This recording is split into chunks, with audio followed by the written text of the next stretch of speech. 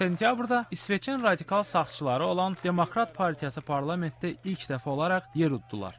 Şok dalğaları ölkədən kənarda da hiss olundu. Avropa ictimai modeli kimi təlqin olunan ölkədə çoxluq əhalinin 5%-dən azını təşkil edən qeyri-skandinaviyalı mühacirlərə qarşı çevrildi. Demokratların lideri zəfər çaldı. Biz məsuliyyəti öz üzərimizə götürməyə hazırıq və fərz edirəm ki, başqa partiyalarda öz ölkələri üçün məsuliyyət daşımağa hazırdılar. Ona görə ki, indi artıq əsas məsələ budur. Nəticə məlum olandan sonra minlərlə nümayişçi irqçiliyin əleyhinə yürüş aksiyası keçirib.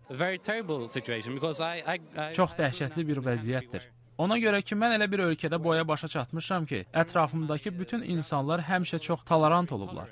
Və ilk dəfədir ki, mən belə bir münasibət müşahidə edirəm.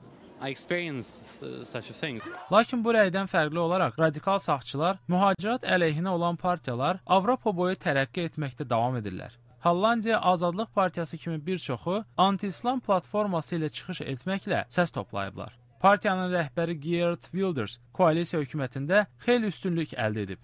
Amerikanın səsi iyun seçkilərindən qabaq onunla söhbət edib.